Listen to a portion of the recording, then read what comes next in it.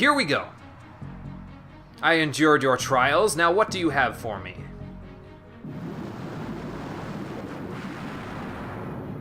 You have done well to come this far. The entire labyrinth is an illusion I created to lure those bearing power such as yours. So you're actually an orb. Seems like a downgrade, really. Know that you now stand before the ruler of countless ages, the Lord of Time. Across the eons, several mighty warriors have stood before me as you do now, all wanting to acquire my powers. And in my labyrinth, I test their minds, weeding the weak out from the strong. What about the bull-headed? Does that count as being strong or being weak? I guess it has to be strong because I made it here, but not easily. Not without save states. Kneel before me, brave souls. I bestow upon you an honor reserved only for the wisest of sages. I offer you the power of time. Indeed, the very power I possess shall be fed by your powers. Well, that's not very nice. And so we have Chronodia, who is actually female, so maybe I shouldn't have done a male voice for it at some point. But this is the most powerful version of Chronodia. Normally it's just that lady sticking out of the front of it, but she can have anywhere up to and including the Lich, Merilith, the Kraken, Tiamat, and Chaos with all those miscellaneous weapons all strewn into her at once. What is Chaos, you ask? If you haven't played this game before, you'll find out very shortly. I couldn't tell you. It's an orb with a lot of conglomerates on it. So this battle we're going to have to play kind of like how we played with Omega and Shinryu, because she's a little on the challenging side there. Let's see. We need Giant's Tonic for you to get your HP up there, because Chronodia's physical attack is kind of ridiculous. It deals tons and tons of damage, and until I get my Proterra and Invisora layers up, it's gonna be bad. And I'm pretty sure she goes first. He goes first because of the fact that he's a higher level. She's a higher level than we are. So yeah, as you can see. Until I get my layers of protection up, this is going to be a problem. Yes, she can outpunch Sid, although was that actually punching or was that not punching? It's kind of up in the air at this point. Okay, so you use the white robe, you use Proterra, and you use full life on Sid, and hopefully nobody else dies. Ha! Okay, so what we'll do next turn. We'll have Sid use the Defender, because Blink gives me more evasiveness than I would otherwise have there. So we'll do an Invisora, we'll do another Proterra, we'll do... Let's see, where's the Defender? There's the Defender. We'll do that, and we'll do... we'll top everybody off there. Okay, well, never mind. Proterra and Invisora apparently are not working for me very well. So we'll keep using Blink then instead, so that eventually we'll get to a point where she literally can't hit us. And that's what I'm hoping for anyway. You use the Defender since you haven't used it yet. You use the White Robe since that's fine there, and then just use Full Life. Eventually we'll have Moira do it. Okay, Blizzaga is a problem because I know somewhat her spell pattern there. I know that after she uses Blizzaga, her next spell that she casts is going to be Flare. And considering the amount of damage we took from her physical attacks, we might be in trouble. So we're going to have to see here how this all goes. How about Viscera? You don't need to cast Proterra. Why don't you use the Defender?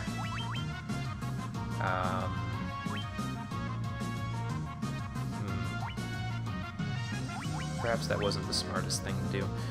How about... Well, really, it doesn't matter because I'm gonna die anyway, even with the Giant's Tonic, so maybe we won't do that. Maybe we'll start getting ready for that stuff. That Gaia gear that I got, by the way, that is exclusive to Black Wizards, so I can't use it in this current party, unfortunately. Let's see if we can get a Healaga off.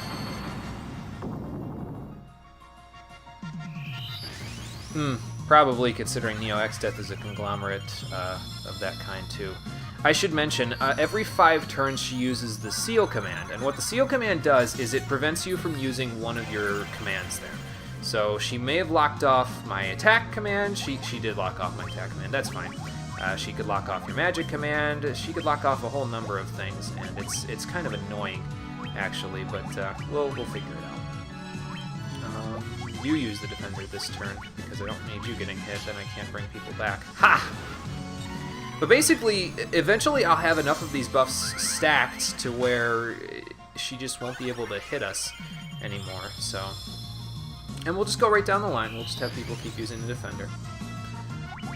Since she's locked off our, what's it called? Attack command, I might as well just do other things instead.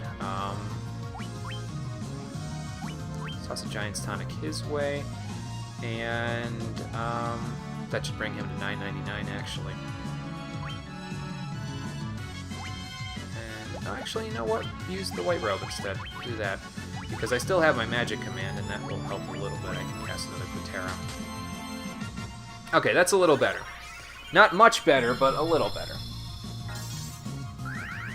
As long as she doesn't attack Sid again next turn, I won't lose all the buffs that I just did there.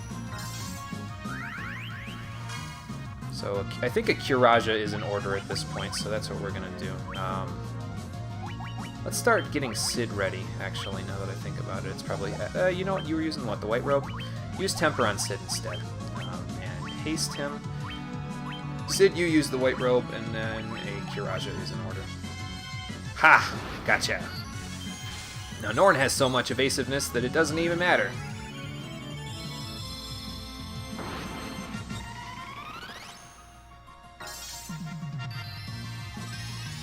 But I want to be at as high of HP as I possibly can because her next spell that she's going to cast is Flare, and that's a big problem. So, okay, so we have our attack command back, which means that this turn she's going to use Seal.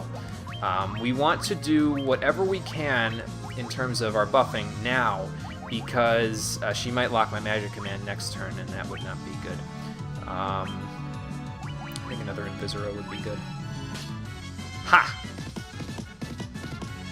32 hits ain't bad there, Sid. Of course, the problem lies in the fact that we only deal 500 damage a pop with all of Sid's hits there, which is kind of crazy considering, but you know. You use Saber on yourself there. She might use Seal this turn. Let's Temper Sid again and see what happens if we do this and that. So there's the Seal. We'll see what she locks off this time. Chronodia, like I said, she has as much HP. I think she has the most HP out of anything in this entire game. I think in this stage she has like 42,000 HP, which is incredible. Okay, she locked off my items, so no Giant's Gloves from me. That's unfortunate. Let's Temper you again. So basically, because of that, Russo, instead of being using the Lightbringer for damage, he's going to be a Temper bot for a few turns here. I wonder how much damage Flare will do. Yeah, seriously, getting the popcorn. So we're going to be dealing about 1,000 damage a turn, and that might make things a little bit tricky. You know what? Norn is at full HP. Maybe I should equip the ultimate weapon. Well, we'll see how this works the next turn.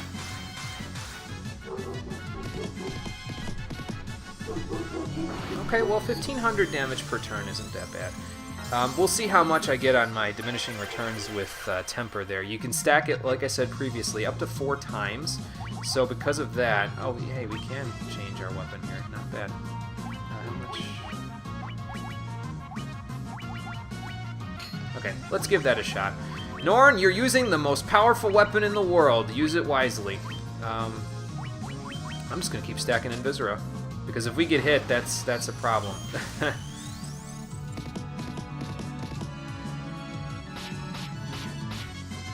Yes! That's much better. Yeah, he's giving me moral support. Okay, so now I just need to keep Norn at as close to maximum health as possible, and that will keep us in good shape. Just keep attacking you two, and then get the Kirajas out. Ha! Yeah, she's even more powerful now than Sid. That's the power of the Ultima weapon at full HP. Not even bad. The only real question that I have now is, can we all survive a flare? And I'm not honestly all that confident in myself about that one. Okay, we have our items command back, so let's use the Lightbringer, see if we can deal some damage that way, and...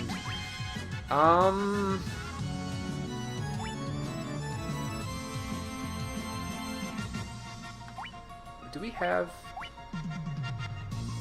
we have a Lunar Curtain, that's not going to help me. I'm trying to think if we had anything that I could use that would be helpful here. Not really. More Invisora.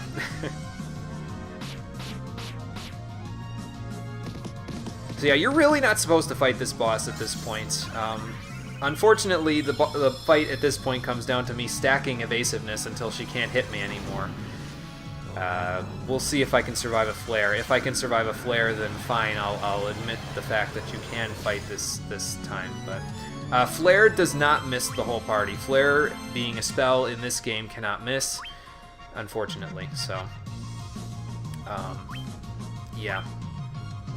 So if we all die from that, I'll see you in hell, Chronodia. How about we use... how about we just avoid that whole issue and have Moira use the Giant's Tonic there, so that she can get herself to 999 HP.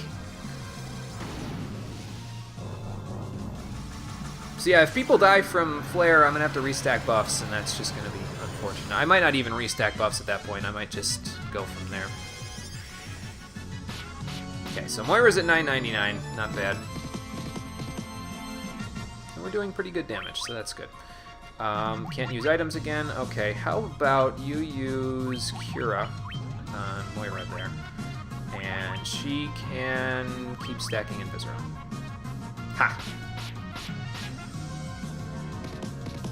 I did say that you can stack it up to 4 times, but it seems like you can stack it more than 4 times according to all of this, and you can stack it with Blink, so that on top of it is kind of incredible. I was told at one point, probably a long time ago, that you can only stack these things up to 4 times, but I suppose if it's adding a static amount of attack or evasiveness or whatever, it makes sense that you would be able to keep stacking it until you get to the max of 255. And at that point, it's just like, well, sorry, Chronodia, I don't think you can hit me at that point. Okay, so we will Cura Sid there, just in case she gets lucky, and just keep stacking Invisora. Since Russo can't really do too much damage at this point. We'll Temper Norn again next turn. Alright, we're hitting for about 1200 with Sid now, so that's good. Surprisingly, this is one of the only fights in the late game where Healaga isn't really all that useful, to be honest. Okay. So, because you're pretty much just doing all this single targeting, because that's where the main problem lies, is in the single targeting attacks. So, well, you won't have to find out next time. We're going to find out if we live right now! She won't be breaking the damage cap this turn, though, because we're all going to be in a serious hurting. Ow! Well, that didn't kill me, so... and that means we can win, so that's all that matters. Use the Defender again, so that you're always at caps there. How about, since we can use items on this turn, we got 2 Mega Elixirs, let's use them. And just stack Invisora. What will you seal this time, Chronodia? See, this is a lot more enjoyable than that maze from the 5th seal, I gotta tell ya.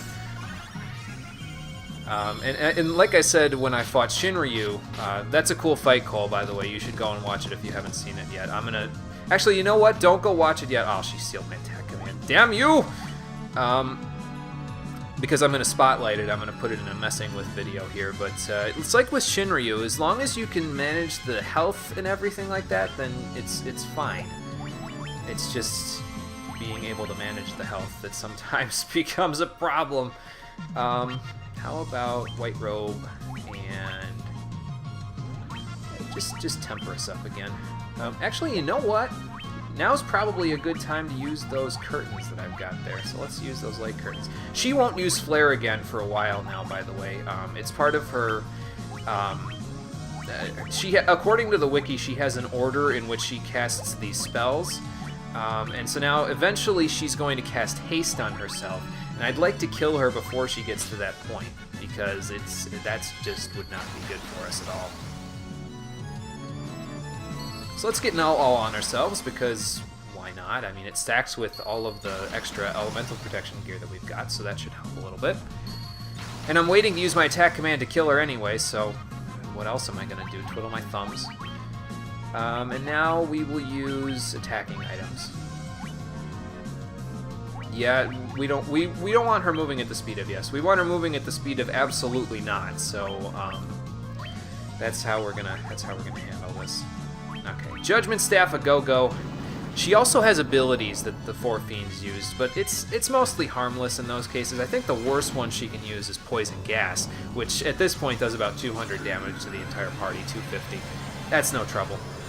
And she won't use that in tandem with Flare. Like, she won't use those one turn after the other, so it's gonna be fine. We'll be fine.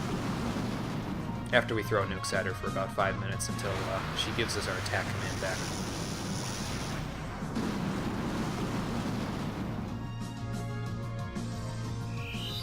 We'll just have one person at a time use the Defender. You're next, Norn. Sid, you can use the Ragnarok. Here's a nuke. Throw it with all of the power in your fists, and we'll see how much damage it does. I'm betting 2 digits worth.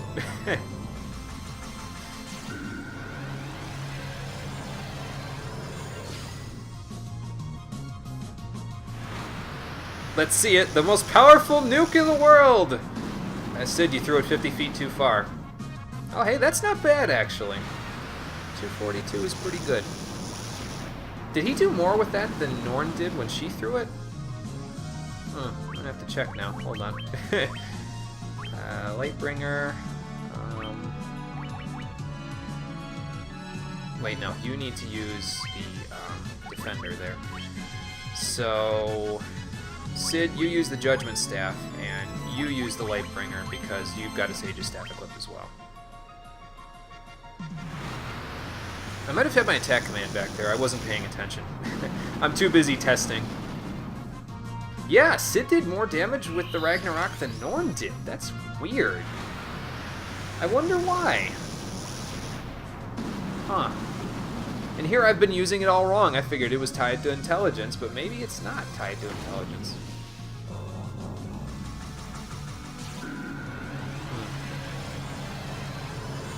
Well, let's check our commands next turn. Ah, there's the attack command. I've got you now. We'll do... Keep stacking the evasiveness, and then we'll do... Actually, you know what? No. Instead of stacking the evasiveness, help out with offense there. You stack the evasiveness. Okay, there's another seal, so she definitely did have us with the attack command last turn. That's okay. Wonder what she sealed this time. But yeah, her spell command, basically once you get through Flare there, as long as you can live that, you're okay.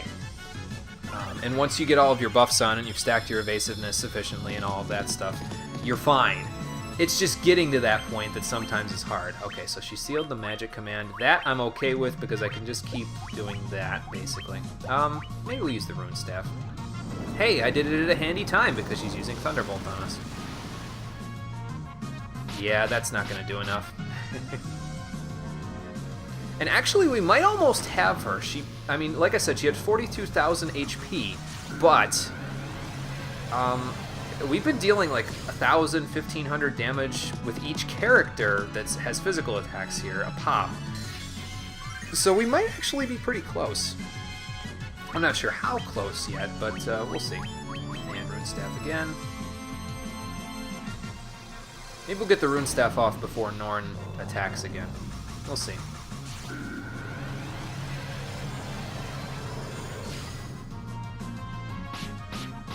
Nah, not quite. Still does tons of damage, though. We'll use the Ultima weapon for the Ultima boss. Yeah, that made sense. Alright, keep going, guys. We've almost got her. I think. I'm just judging based on the amount of damage we do per turn and how long the fight's been going on for. I don't know necessarily. Aha! I was right! And there you go. That's Chronodia at a low level. GG, Chronodia, GG. 1 EXP? Come on, man. I did more than that. And 1 gil. Tch. But for defeating the most powerful version of Chronodia that has ever existed, we obtained the Barbarian Sword, the most powerful weapon in the game. It's even more powerful than the Ultima weapon, but at this point, you can't use it on anything because all the hard stuff is dead. So, yeah, it's only really there if you want to go back through the entire Labyrinth of Time again to get different items from her.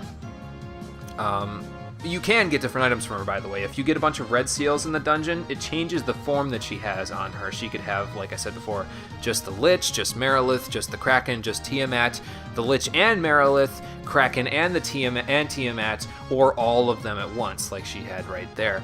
And you get a different item for beating each form. We're not going to be doing that, though, because I've had enough of this place to last me 1 lifetime, so... I am the flow of time itself. I can come to no end. Yeah, so that means we can fight you again, right? Cool. Not happening anytime soon, though. Okay, so, Barbarian Sword. Right over here. It is usable by Russo. That's kind of funny, actually. And now I will show you just how powerful the Barbarian Sword is. So let's remove his Sage's Staff. Unfortunately, take his intelligence off there a little bit. But his attack is 15 there. Barbarian Sword, yeah, it's a pretty strong weapon. Basically, if you had a knight and they were using Ragnarok at this point, you might want to switch to this. Just saying. Yeah, bruh. Okay, so we did everything that this game has to offer, and we did it in under 25 gameplay hours. Not bad. Now there's only one thing left to do.